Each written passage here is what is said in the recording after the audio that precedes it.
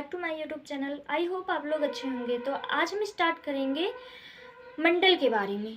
हमारा चैप्टर कौन सा चल रहा है? चैप्टर 4 चल रहा है।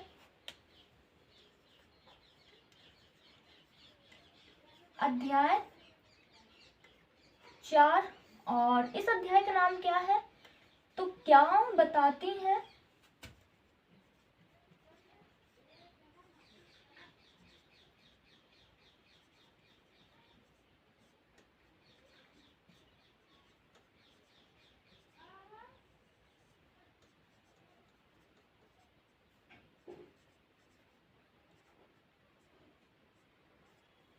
तो इस अध्याय का नाम है क्या बताती हैं हमें किताबें और कब्रें।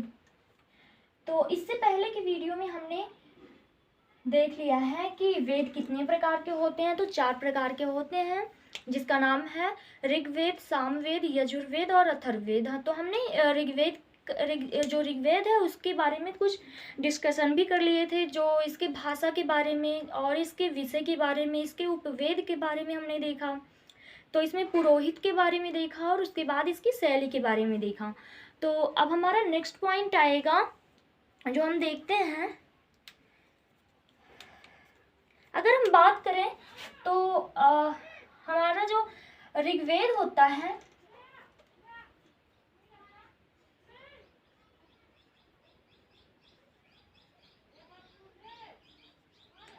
हमारा जो ऋग्वेद होता है, तो ऋग्वेद में मंडल हम देखते हैं। ऋग्वेद में मंडल पूछा जाता है, इसके सूक्त के बारे में पूछा जाता है और इसके श्लोक के बारे में पूछा जाता है। तो जो ऋग्वेद होता है इसमें मंडल कितने होते हैं? तो इसमें 10 मंडल होते हैं। ये मंडल भी हमें पढ़ना पड़ेगा आगे चल के। तो हमें ऋग्वेद में 10 मंडल होता है और 128 सूक्त होती हैं प्लस 1028 क्या होती हैं? सूक्त होते हैं। ओके।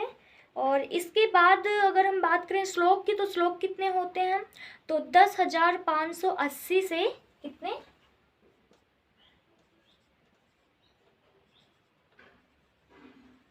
10,580 से 1560 क्या होते हैं? श्लोक होते हैं। तो हमने ऋग्वेद के बारे में देखा, 10 मंडल होते हैं, 1028 सूक्त होते हैं और 10,580 से 1560 श्लोक होते हैं। और हम बात करें ऋग्वेद के बारे में, और भी जो चीज़ें पूछी जाती हैं, तो ऋग्वेद जो होता है, ऋग्वेद किसके द्वारा लिखा गया? सबसे पहला वेद है ऋग्वेद। किसके द्वारा? तो ऋग्वेद आर्यों के द्वारा लिखा गया सबसे पहला वेद है।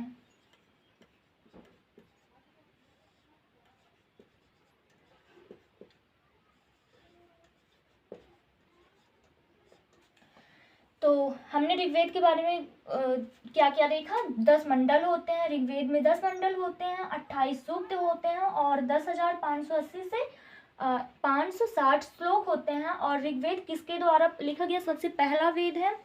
तो ऋग्वेद आर्यों के द्वारा लिखा गया सबसे पहला वेद है। तो हमें यहाँ से एक और जो क्वेश्चन है पता चल गया कि जो ऋग्वेद है ये कौन सा वेद है? सबसे पहला वेद है और सबसे पहले ही लिखा गया। किसके द्वारा लिखा गया? आर्यों के द्वारा लिखा गया। उसके बाद हम देखते हैं ऋग्वेद के बारे में और भी हमें जानकारियाँ प्राप्त होती हैं। तो जो ऋग्वेद है, ऋग्वेद आर्यों के द्वारा लिखा गया जो ऋग्वेद है आर्यों के द्वारा लिखा गया सबसे प्राचीन वेद है। ओके, आर्यों के द्वारा लिखा गया सबसे प्राचीन वेद है। अब और भी हमें चीज़ें पता होती हैं इसमें। तो जो ऋग्वेद है, ऋग्वेद आर्यों के द्वारा लिखा गया सबसे पहला वेदों के रूप में सबसे बड़ा वेद है। जो जितने भी वेद होते हैं, पहली बात तो जो ऋग्वेद हुआ किसके द्वारा लिखा गया? आर्यों के द्वारा लिखा गया। और आर्यों के द्वारा लिखा गया, लेकिन ये वेद वेद के रूप में सबसे बड़ा वेद है।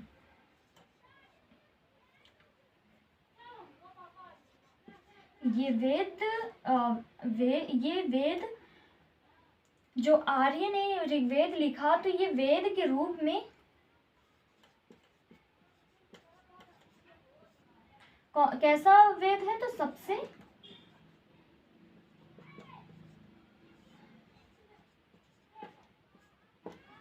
बड़ा वेद है। ओके, अब इसके बाद हम और क्या देखते हैं? तो ऋग्वेद के बारे में हमने जो भी चीज़ें हमारा छूटा हुआ था वो हमने देख लिया कि ऋग्वेद के 10 मंडल होते हैं और ऋग्वेद में 1028 सूक्त होते हैं और ऋग्वेद में 10,580 से 1560 श्लोक होते हैं और ऋग्वेद आर्यों द्वारा लिखा गया सबसे पहला वेद है और ऋग्वेद आर्यों के द्वारा लिखा गया सबसे प्राचीन वेद है और ऋग्वेद आर्यों के द्वारा लिखा गया वेद के रूप में सबसे बड़ा वेद है। हमने इतनी चीज़ें देख लिया। अब हम आगे चलते हैं। मंडल के बारे में भी एग्जाम्स में पूछा जाता है, तो मंडल के बारे में हम देखते हैं। आप लोग यहाँ तक नोट करिए, आगे चलते हैं।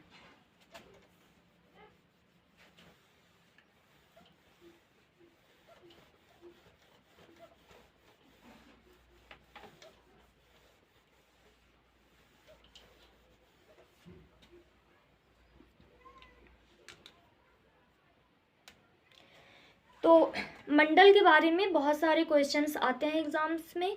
तो हम मंडल, अगर बात करें मंडल की, तो हम एक एक करके तो नहीं देखेंगे, लेकिन कुछ कुछ मंडल हम देख लेते हैं। पहली बात तो कितने मंडल हैं? 10 मंडल हैं। तो हम बात करें अगर कौन से मंडल की, तो हम यहाँ देखेंगे 3rd मंडल। आप लोग भी साथ में नोट करते चलिएगा। हमारा जो 3rd मंडल है, तो इनमें एक मंत्र का उल्लेख किया गया है। तो इस 3rd मंडल में किसका उल्लेख किया गया है? एक मंत्र का उल्लेख किया गया है और इस मंत्र का नाम क्या है? तो इस मंत्र का नाम है गायत्री मंत्र। तो जो तीसरे मंडल में एक मंत्र का उल्लेख किया गया है, इस मंडल का नाम है गायत्री मंत्र। और आगे जो गायत्री मंत्र है, इस मंत्र का लेखक कौन है? तो इस मंत्र का लेखक है विश्वामित्र।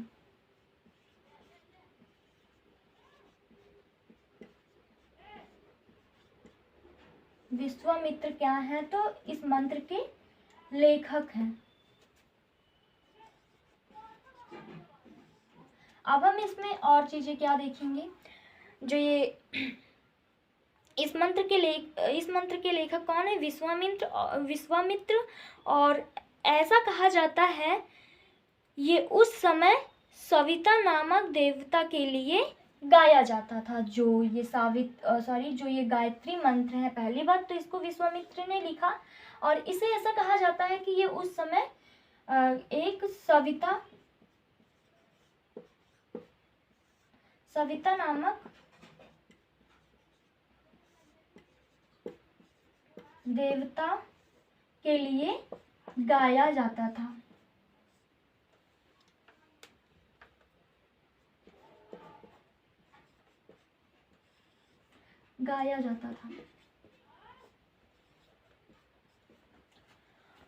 ये जो सविता नामक देवता है, ये जो मंत्र था इनके लिए गाया जाता था। और ये जो सविता नामक देवता है, इन्हें आज इन्हें क्या कहा जाता है? तो इन्हें आज के समय में सूर्य भगवान कहा जाता है। सूर्य भगवान को पहले किस नाम से जाना जाता था? तो सविता नाम से जाना जाता था और आज के समय में सूर्य भगवान के नाम से जाना जाता है। तो हमारा 3rd मंडल जो है कंप्लीट हो गया है। हम आगे देखते हैं 7वें मंडल की ओर। 7वां मंडल हम इसके बाद देखते हैं। आप लोग इसे नोट करिए, आगे चलते हैं।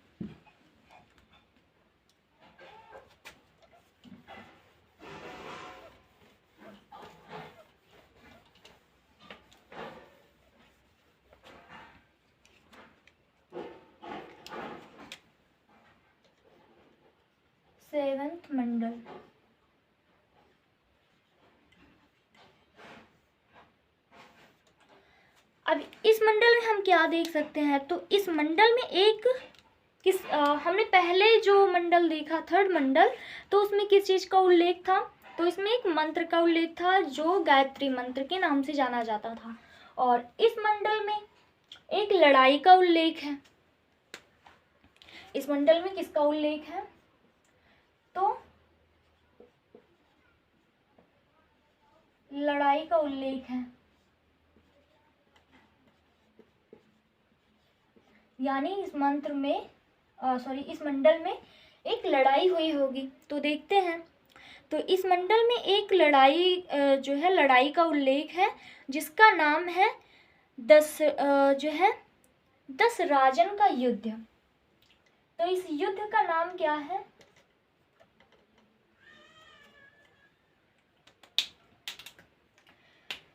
लड़ाई या फिर युद्ध का उल्लेख है, तो इस युद्ध का नाम है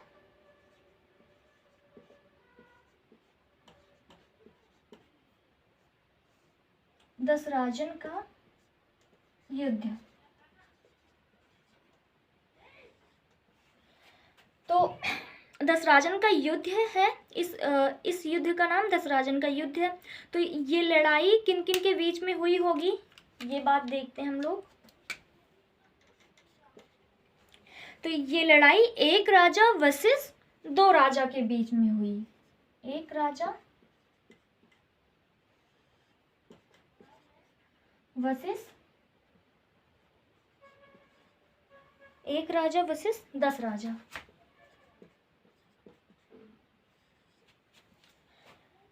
और इसे 10 राजन का युद्ध है, यानी कि एक राजा और 10 राजा के बीच का युद्ध है। इस मंडल में एक राजा और 10 राजा के बीच का युद्ध हुआ, इसे ही 10 राजन का युद्ध कहते हैं, यानी कि 10 राजाओं का युद्ध। और उसके बाद हम देखेंगे इस लड़ाई में एक राजा जो था वो जीत गया, जिसका नाम क्या था, सुदास था। इस युद्ध में जो एक राजा था, एक राजा जो है जीत गया, और इस राजा का नाम क्या था, तो इस राजा का नाम था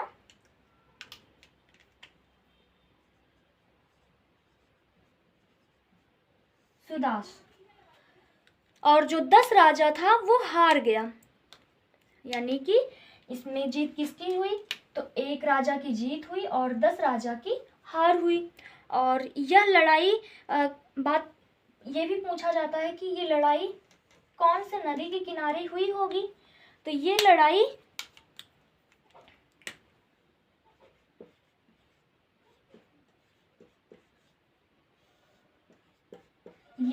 परूषणी नदी के किनारे हुई। और ये जो परूषणी नदी है, आज इस परूषणी नदी को आज किस नाम से जाना जाता है, तो आज इस परूषणी नदी को रावी नाम से जाना जाता है। तो आई होप आप लोग को 2 मंडल जो है वो अच्छे से क्लियरली समझ में आया होगा। तो आज की क्लास में हमने देखा जो ऋग्वेद के मंडल हुआ करते थे, कितने मंडल, तो 10 मंडल होते हैं।